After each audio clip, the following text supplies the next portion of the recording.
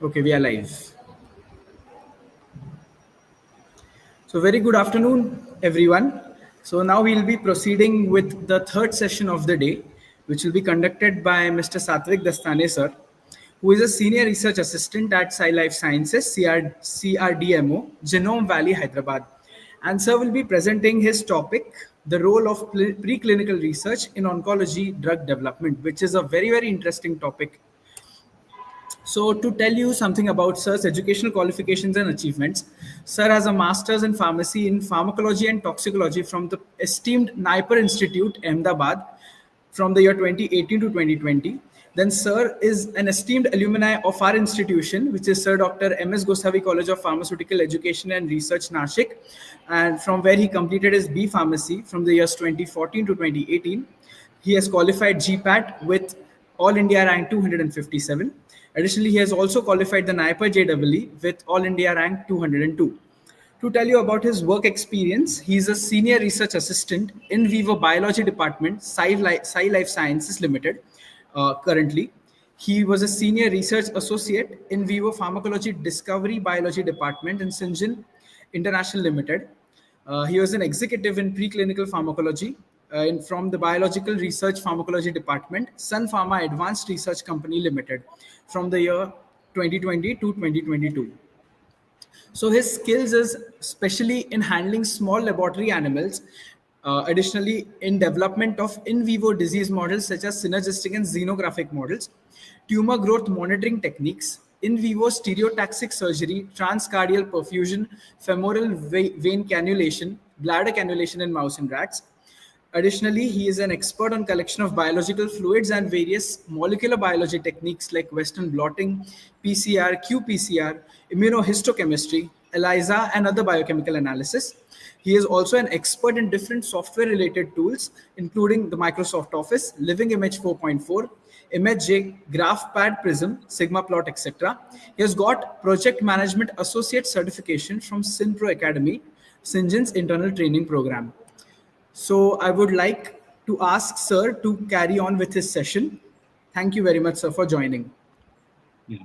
Thank you, Shaunak, for your kind words. It's been a privilege to speak in front of you guys because I never imagined myself giving a webinar from as a guest speaker for MS Gosai College of Pharmacy. So thank you again for giving me this platform. And I would like to take a privilege to thank Principal Dr. S.V. Amritkar sir and Sherke Madam for their support and guidance, and also Dr. Prashant Pingre sir for their support. So moving ahead with the topic, as Yeah, Sir, I'm can you directly please moving share ahead your with the screen? topic. Okay. Sorry, Yeah. just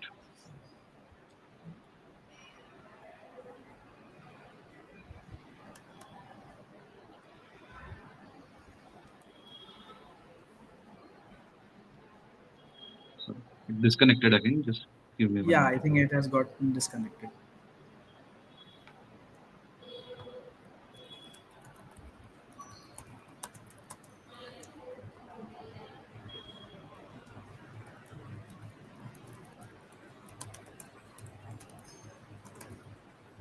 Okay. Yes.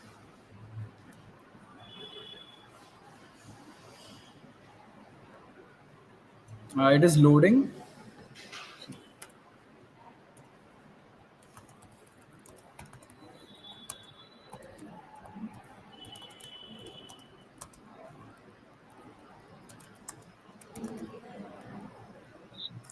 I think the screen sharing failed. Okay, just a second.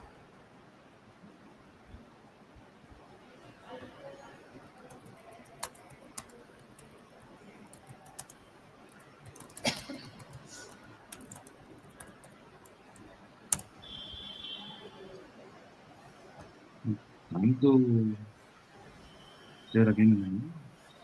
Let me know to see. Yes, it is loading now. Hmm.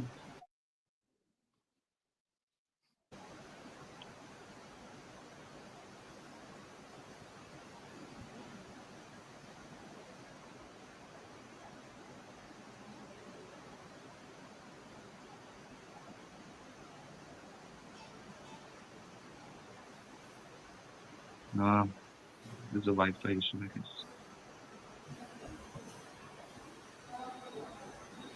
It's loading from my side. Yes, yes, yes, yes. It is visible now. Sorry for the Thank inconvenience first.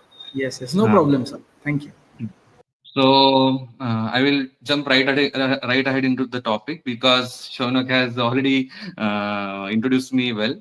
So the topic of discussion is the role of preclinical research in cancer drug development. So I'll try to be as brief as possible because if I go much in detail about the specification of a specific enzyme or terminologies, I will try to explain, but I will not go much in detail because it might confuse you people. So starting with the introduction to cancer, what is cancer? Cancer is a generic term used for large group of diseases, which is characterized by abnormal and deregulated growth of cells. In a typical cell, In a typical cell, it contains a nucleus, which contains a chromosome, which contains DNA helical structure, and in this DNA lies a specific genes responsible for specific roles of the cells. If a gene responsible for cell division or suppressing tumor, then if it is mutated at some point in a particular nucleotide like guanosine, cytosine, adenine, thymine, it gets mutated and its normal function changes from being a normal cell to cancerous cell. And if this cell starts dividing, it forms a tumor like mass. And these cells are does not only lie there stationary, it gets metastasized into other tissues as well with the help of blood vessel and lymph nodes to other sites as well. So once a tumor is developed, it gets rapidly spread throughout the body and proves fatal. It eventually kills the person who bears the tumor. And to classify the cancers, we have to divide cancer into five broad categories depending on their site of development, which are carcinomas, sarcomas, leukemias, lymphomas, and myelomas. As you all know, cancer is a very life-threatening disease. Scientists are working very hard to develop different kind of therapies, such as small molecules, siRNAs, antibodies, which will specifically target the proteins and genes responsible for this uncontrolled growth of cell and inhibit them for growing into tumor. So to test whether these hypothesized antibodies and molecules and siRNAs work, these lead has to pass through certain drug discovery phase. This drug discovery phase is typically lies the duration of this phase is typically 10 to 15 years, and it starts with discovery and development, where the scientists do various assays wherein they identify a target proteins or a gene which is overexpressed in case of cancer. Then when once a target is discovered, the target is validated if it really plays a role in cancer or not, double blinding studies, and the lead generation. So once target is identified, scientists try to identify like which receptor they can target on this gene or a specific part of the protein which can be targeted to stop those proteins for overexpressing.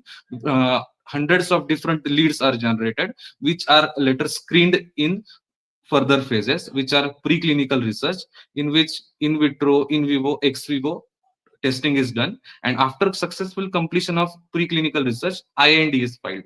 So what is IND? IND is investigational new drug application. After successful filing of IND and thorough review, these screened molecules, initially there were hundreds of molecules. Then after preclinical research, let's say 10 of them were like good at preclinical stage. Those go into clinical research, and in this clinical phase, three clinical research, three phases of trials are performed.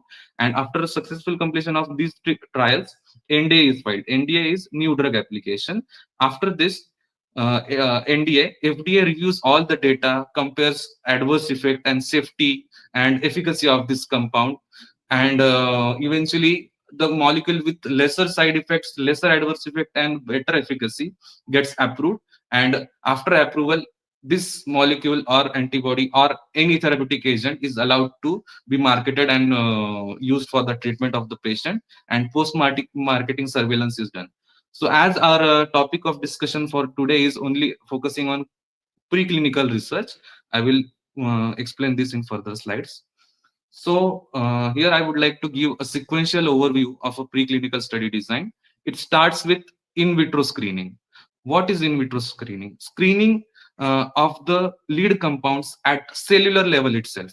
So we have to test the efficacy of those compounds on a cell and use a minimum number of animals required for this study. By doing this test, we will identify only those molecules which are effective on cancer cells, and only then we'll move further with usage of animals for the study. After this, we'll test the safety of this drug. For testing safety of this drug, we'll do toxicology studies and pharmacokinetic studies. This stage is crucial to evaluate the impact of molecule on healthy mice, and also it will be useful for us to evaluate the tolerable dose without any adverse condition, which can be used for efficacy studies further. And to test these drugs, we have to first induce cancer in those mice, right? Without mice bearing any cancerous tumor, how can we evaluate its efficacy too? So in order to evaluate its efficacy, we have to establish human relevant disease models in vivo for in vivo research. Further, in vivo efficacy studies, actual efficacy studies will be performed, where these drugs, multiple drugs, will be tested at different dose levels, and the dose with least side effect and most efficacious will be taken further for INDA filing. Further, ex-vivo studies are performed. Ex-vivo studies are the studies in which we isolate the samples from those animals and we confirm, like, if drug was proved efficacious, the mouse is now healthy after treatment, but we have to confirm, as a scientist, scientific temperament, we have to confirm that if that molecule has really worked or not. So we have to look into the level of proteins, level of RNAs, and the expression, RNA expression, and the histological changes occurred in that tissue. So this stage is also important. And here I would like to give a disclaimer that this presentation shows few images and videos of the experiments carried out on animals. Few of the people may find it distressing. Please be careful about that. So starting with in vitro studies. For in vitro studies, as I mentioned earlier, it is done on cellular level. It is done only in cell lines. What are cell lines? Cell lines are the, in context of cancer cell, these are animal cells which are grown into a media and repeated, propagated repeatedly and indefinite, for indefinite period of time. It will be passed on from one generation to another generation, split into another class, and grown. So to obtain these cell lines, we have to isolate a tumor from a patient, whether it is from humans or any other animals. The tumor is collected. Then this tumor will be subjected to dissociation by enzymes. So as you know, tumor is an intact mass, tissue-like structure. It will be dissociated into small fragments and further disintegrated into single cell entities, a mass, a suspension of cells inside the media in which it can grow. Once the enzymatic action is done, it will be grown in different types of medias with the different composition of sodium, calcium, potassium, different serum. So in which media it will be grown in a nicer way, those media will be selected and grown further for the in vitro screening. So depending on the origin of these cell lines, either human derived or murine derived. Murine means from mouse. If it is murine derived, there are there are various examples of, like, if it is melanoma, the example of melanoma cell line is B16F10.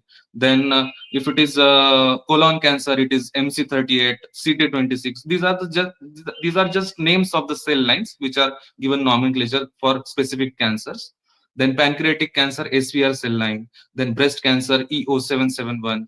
And if it is human derived cell line which will be tested in animals, it is if it is lung cancer A549, Sudal 2, 4, 6, there are various cell lines depending on the different types of cancer. And just to show you how a cell looks under a microscope, so these kind of flasks are used for growing these cells. And if it is seen under microscope at 20x or 10x magnification, it will be seen like this.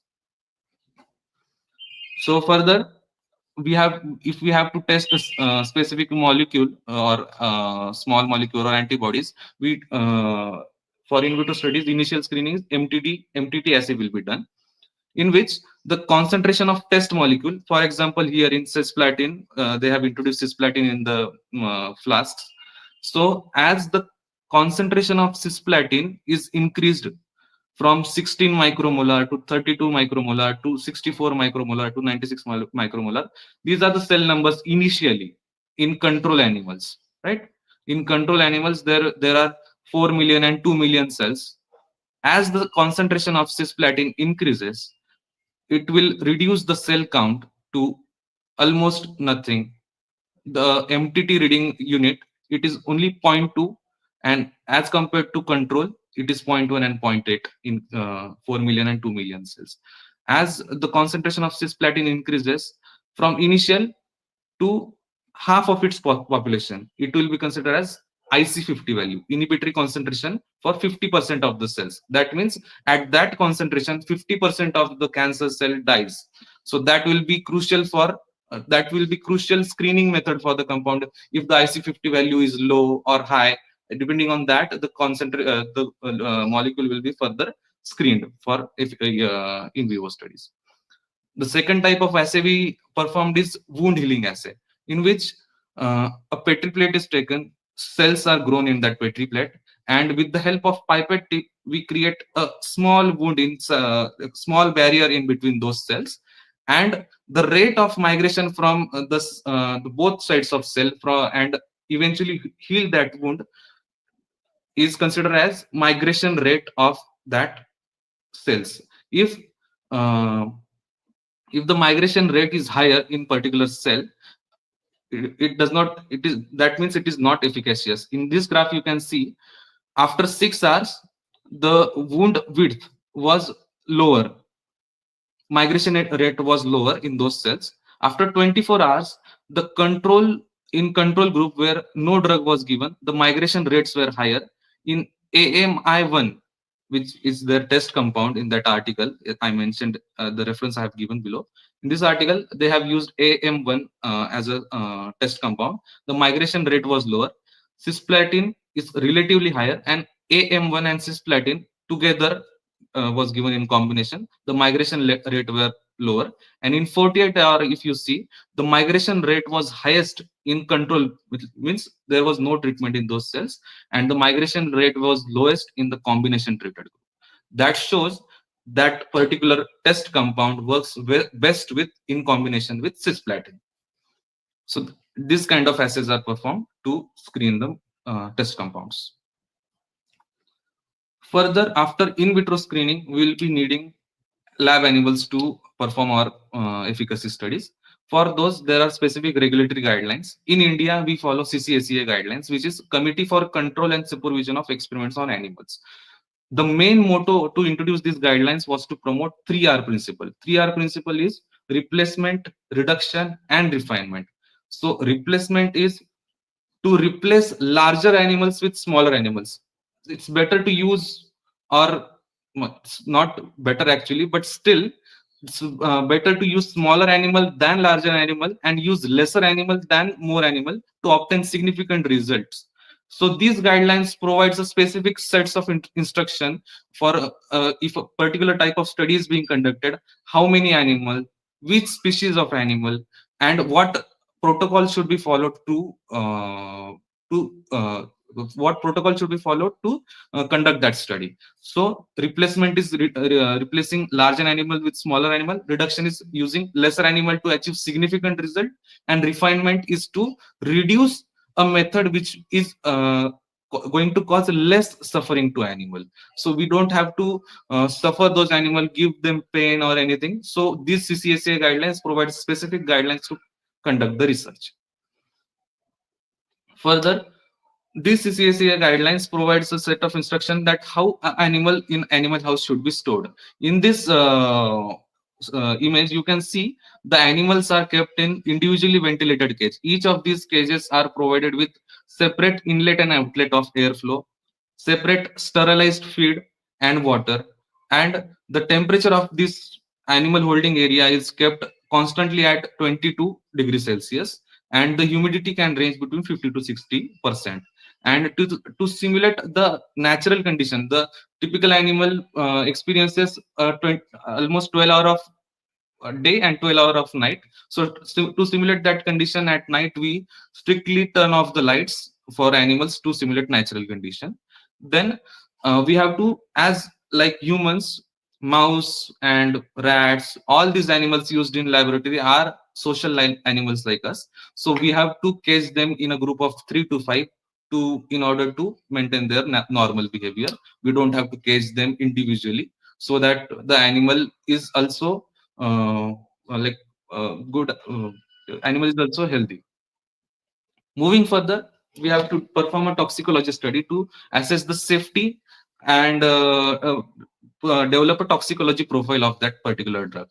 When a particular drug is injected into the mouse, it will affect on various systems of the body. First, brain and nerves. We have to check if there is any toxic effect on brain and nerves. Its excretory system, its kidneys, spleen, reproductive organs like testes and ovaries. Then, if it has causing any reduction in red blood cell count, WBC count. So, if it is checked if it is causing any impact on blood. Then digestive system. So, liver is a major organ which is responsible for metabolism of the drug. So, if there is any toxicity in liver, it will cause liver fibrosis or lung fibrosis. It is checked whether it has any adverse effect on all these systems.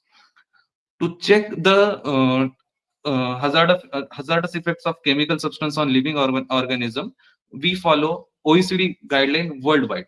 OECD is Organization for Economic Cooperation and Development. These guidelines are used to determine toxicology profile of the molecule. And there are various studies which are conducted, like acute toxicity, repeat dose toxicity, dermal toxicity, mutagenicity, if any compound is being injected into the body and if it is causing a mutation at specific site, so that drug itself is ruled out of that preclinical stage because it is causing some mutations in the DNA, carcinogenicity, and reproductive and development toxicity. So there are various guidelines like OECD 420, 425, 407, and in these guidelines, how to conduct acute oral toxicity studies, acute oral toxicity up and down method, 28-day repeat dose toxicity. The detailed method is being mentioned in these guidelines. Moving forward, we have to check the PK profile. PK is pharmacokinetic profile of that molecule. So this stage is crucial to determine the dose and frequency of a test drug for efficacy studies. So we'll start with the test drug formulation. It will then be administered into the mouse, and periodic sample collection will be done. In these samples, blood, urine, organs, and in context of cancer studies, tumors are collected. From blood, we will be able to isolate serum and plasma. We will be able to check the drug level in serum and plasma. Then urine and organs are then harvested, like liver, kidneys. So we will get a complete idea of how drug is moving inside the body, how biodistribution of that drug is occurring in the body. Further, these samples will be subjected to LCMS analysis, and then a complete PK profile of that drug comes. In this graph, you can see the concentration of the drug reached at its peak on 2 hours.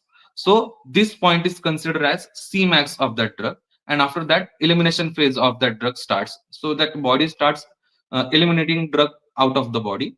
So this graph shows how much of the dose is required, like dose is optimum for efficacy studies, and what should be the frequency of the drug in order to give maximum effect for the cancer patients. Just hang on for a minute, I want to drink water.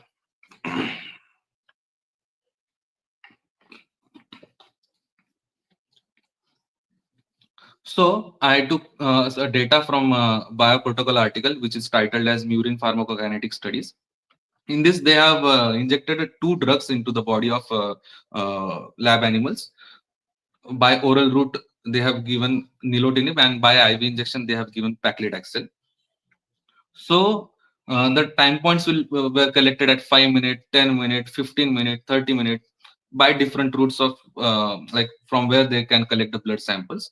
In this image, you can see from typically from where the blood samples are collected. This is the external jugular vein of the mouse, and as it goes near the skull region, it forms a plexus, a network of blood capillaries behind the eye of that mouse. So this cavity is known as retroorbital plexus. If we puncture that specific site behind the eye, it will be able to draw blood from that site. So in industries, when we perform a particular PK studies, we perform a chart like this, where mice IDs are given. What are the body weights of the initial before dosing? What are the body weights of those animals?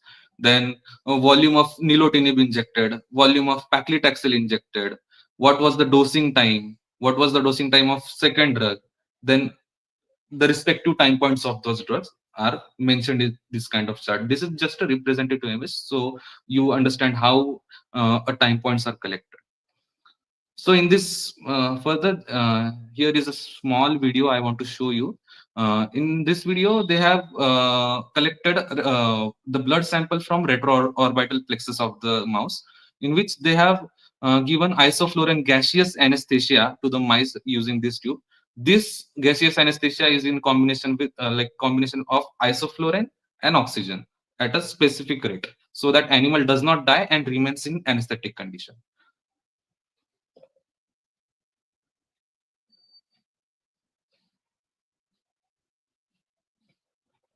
Just look at this video.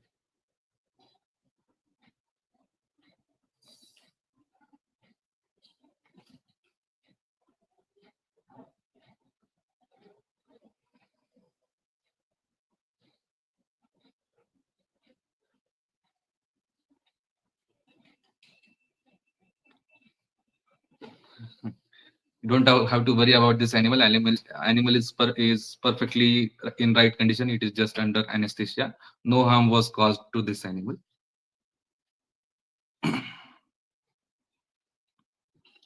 So, so part of PK study is done. We have determined the dose, what should be the optimum dose, and what should be the frequency of dose. We have got the complete idea of toxicology profile and PK profile of the drug. So in order to check the effect of these drugs on cancers, we have to induce a cancer model in animals first. So there are three types of cancer models and three methods to induce cancer in the animals. First is chemical induction. In this, a chemical is exposed to the animal over a long period of time so that it causes a change in the DNA of the animal and eventually causes cancer. And in this image, you can see these are control animals. They were not given any chemical carcinogen, but on the right side, they were given 4-nitroquinoline N oxide for 16 weeks, and it caused oral squamous epithelial carcinoma on the tongue of that mouse. Just I will put a pointer there. You can see the small white patch. It is a tumor developed in that mouse. So, but this method is really long. It takes 16 weeks of exposure time, and it is not clinically relevant. So this method is less used in nowadays. It is not used that much in industries, but in academia it is widely used. But in industries, to develop the drug fast, because we have a strict timeline to follow, cell line induced models are used. So there are two types of cell line model: Xenograft model and allograft or syngeneic model. What are xenograft model? Xenograft model are the cancer which are derived from human cell line, human cancer cell line, and those cell lines were injected in mouse. So it is a xenograft means the origin of cancer cell is from different species and implanted into other species. So that kind of cancer model is known as xenograft model. And another is syngeneic model or allograft model, means a murine cell line. A cancer cell originated in mouse itself is injected in mouse. So it is same species cancer cell injected into same species. So it is allograft model. These both of these models are further divided into subcutaneous and orthotopic models. Subcutaneous models are the when cancer cells are injected subcutaneously into the mouse. So in this flank region, cancer cell was injected, and you can see the tumor has grown. And another one is orthotopic model. Orthotopic model is the model in which if a cancer cell line is a lung cancer cell line or a liver cancer cell line, that cell line will be injected directly into lungs or liver, depending on the location, like origin of the cancer cells. If it is in order to simulate the natural condition for that cancer tumor to grow, that cell line will be injected in that organ only. And the third type of induction model is patient-derived model. You guys all know him. He is Mukesh. You all have seen him in the before start of any movies. For a person like Mukesh, he want to go under chemotherapy. That will like doctors will collect biopsy samples from them. Small fragments of tumor will be collected from this patient, and then these tumors will be implanted in the mouse, and the tumor are grown. And in most of the cases, humans may not react to chemotherapeutic agent as other people do. So in order to find out which way is the best for them, we will collect the specific tumor samples from their cancers, grow that into animal, test the various types of drug on that animal, and we will give specific treatment to the patient, so that patient will receive a less toxic and very specific treatment for as per their cancer type. Next comes the induction of cancer, commonly used strains of mice in oncology research. There are three types of there are three strains of mice, three types of mice used in cancer research. First is immunocompetent mice. These are used for murine cell line models. As I mentioned, allograft model. Allograft model will be best suited if we use immunocompetent mice in this type of study. These mice are having complete immunity, like they have T cells, B cells, and they are used for syngeneic model I mentioned earlier. And the example of these immunocompetent mice is bulb C mice and C57BL6. These are just nomenclature of the mice. These are different strains of the animals. Like one is bulb C mice is white color mice, C57 is wild type black color mice. So second type is immunocompromised mice. In this, we used these immunocompromised mice are used for xenograft studies. I mentioned earlier, cancer cell from other source and implanted into other species. These are xenograft model. And in this type of animal, immunity is partially or completely compromised. For example, in athymic nude mice, thymus gland of that animal is removed, and as you know, the B cells, which is bone marrow derived WBCs, goes for maturation in thymus gland. So after maturation, it gets converted into T cells. But as this athymic nude mice does not have thymus gland in their body, the maturation of B cell into T cell will not occur, and the immunity of that mice will be partially compromised. Because of this compromised immunity, we will be able to implant human derived cell line in mouse. Understood. Third one is transgenic mice.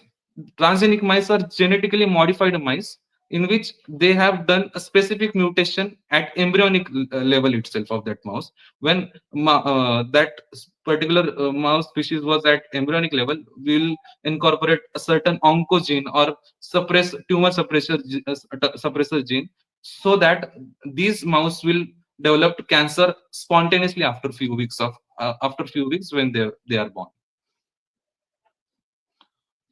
So here I would like to give a brief about in vivo efficacy studies.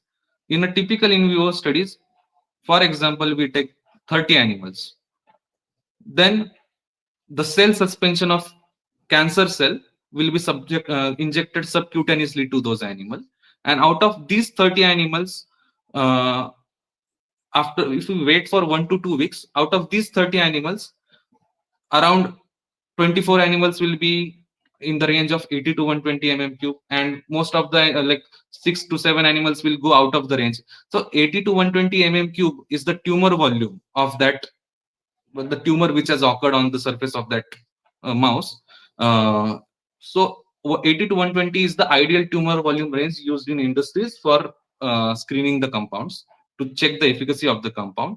It is calculated by, if we consider the tumor as a spheroidal structure, the formula to calculate tumor volume is length into width square divided by 2.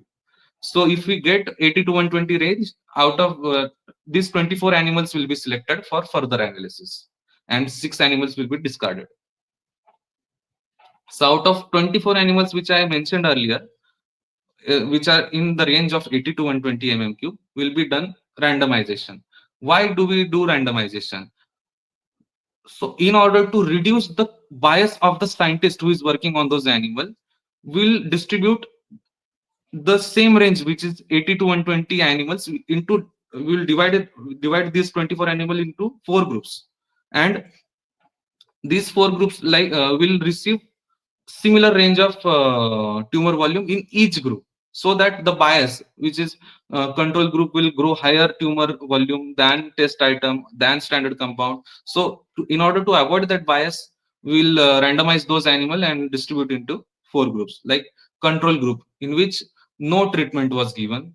Then standard compound. So standard compound means we have to compare our test molecule with someone which is already in the market used for that specific cancer. So that standard compound will be tested. Then test item 1, test item 2, where we can check multiple drugs at a time simultaneously. We can check multiple dose levels, different doses of the drug, whether this dose is working, that dose is working. We will check that, and we'll compare that with the control group, with as compared to control group, how much tumor is getting suppressed, and as compared to standard compound which is already marketed, and we'll check the efficacy of our compound with that standard one. So here I have taken data from Miliar Discovery. Their title of the article is the A549 Xenograft model for lung cancer, in which they have given A549 lung cancer cell line in the mouse. They injected 5 million cell subcutaneously to the mouse, and after few weeks, you can see the tumor mass has formed near the flank region of that mouse. After around 18 to 20 days, we will start uh, giving them treatment. The starting tumor volume was ranging around 100 to 120 mm cube, as I mentioned earlier. In vehicle treated group, you can see the steep growth of the tumor volume, which reached 1000 mm cube on day 42. Okay, when the same group animal were treated with cisplatin group, cisplatin, uh, the growth of the tumor is hindered, and it is not growing as fast as vehicle treated group. And it only reached around 400 mm cube on day 42, whereas paclitaxel, which is proven to be most efficacious in lung cancers, so it did not grow as fast as like both of these groups, and it remained around 100 to 80 mm cube. You can clearly see the difference between tumor weights of this compound. Vehicle treated group has the higher tumor weight, cisplatin has lower, and paclitaxel is further lower. And it is evident that vehicle treated group has a larger tumor mass. Cisplatin shows the intermediate growth pattern, and paclitaxel treated group was having a smallest tumor volume range. After completion of these in vivo studies, we'll perform ex vivo studies. I mentioned earlier, we'll take out these samples, we'll check and just in order to confirm whether it is really working at the cellular level or not. We'll do evaluation of this efficacy by either checking the expression of the protein level, by using Western blot analysis.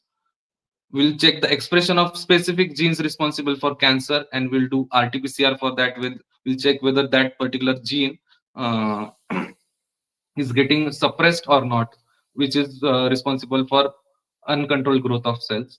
And third, we'll check the histopathology of the tumor, in which we will perform immunohistochemistry. So that's it about preclinical studies. This is pretty much a brief overview of the studies. There are many specific details about this study, but if we go much in detail, it will be a longer session. So for the young people like you who are currently pursuing their bachelor's or master's, just to let you know that like what are the career prospects in this field. So there are the industry which works on preclinical pharmacology, specifically for oncology. There are two types of broad categorization of the industries, which are contract research organizations and R&D centers. Contract research organizations are the organizations uh, which are doing which are providing the facility of their lab to external clients. So external client which does not have any lab setup, which does not have a huge investment, so that they can set up a lab of animals and test their own drugs. They will just give a contract to some other party, like leading CROs in India is are Syngene, Sai, Jubilant Life Sciences, Origin Pharmaceutical Services, Aragen, Anthem. Most of these companies are based in either in Bangalore or Hyderabad, and there are various R&D centers as well, which are there testing their own drug in their own facilities, which are Sun Pharma Advanced Research Company, Sun Pharma Industries Limited, Origin Oncology, which is situated in Bangalore, and In-vivo Biosciences situated in Hyderabad. So that's pretty much it. This is the end of the slide. Thank you.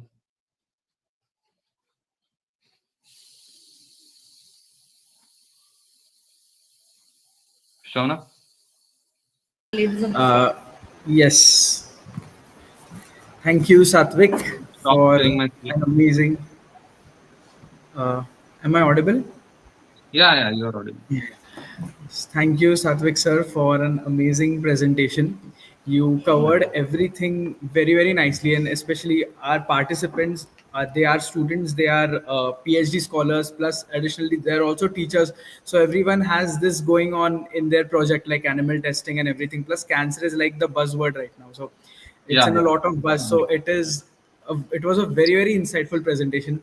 And we Yeah. have two questions. I'll just display them. Okay, so the first question is from Prakash. He's asking, how is AI or machine learning being integrated into preclinical oncology research? So, as you know, these are animal studies. So far, our science has not progressed so far that we can replace animal studies completely and use something like software or AI to check whether the drug is working in for the humans or not. And also, it is not safe to directly go for animal, so human consumption of those drugs, right? Right. So, Exactly. so far, there is no progression of AI or machine learning in this. But I can tell you that in toxicology, which I mentioned earlier, there is a specific emerging field like regulatory toxicology, in which they are implementing, they are predicting, they have specific softwares and database of the compounds, in which they just identify the nucleus of that compound and predict if there is any possible toxic or hazardous effect of the that compound on animal body, animals or not, humans or not. Then uh, still we cannot skip this preclinical part at all as of now. But in future, I think it will be the case that we'll be able to Yeah. predict everything. Okay. Yeah. And the other question is from Rajendra Mahajan. He's asking, why is the study of cancer called oncology?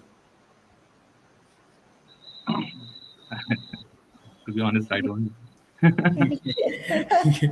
Okay. And uh, we have one more question. What are the advantages and limitations of using animal models versus organoids or cell cultures in preclinical oncology research? So, in vitro stage, which I covered earlier, these are organoids or like cell cultures are just initial screening. We cannot, if a cell can perform different in a specific media or artificial environment growth media, it may behave differently in those culture, but it may behave completely different when different body system like immunity, respiratory system, digestive system, drug metabolism will play different role in bodies of animals or humans. So we these organized structure or cell cultures are are just medium of initial screening. We can reduce the number of animals by using these kind of tests, but we cannot completely skip the animal study. Okay. Yeah. So thank you very much. And just a second. Yeah. So thank you, Satwik sir, for your brilliant presentation. And as I can see in the comment box, there are a lot of feedbacks that the participants found your session to be very, very informative. They found it very, very excellent. So thank you very much for delivering your presentation. And please accept this certificate as a token of love and appreciation from our side for giving your presentation. Thank you Thank very you much. very much, Satwik sir. Thank you very much. Thank you so And much. Satwik, sir, if you could just wait for a few minutes, like 2 minutes, ma'am will give the vote of thanks. Just a second.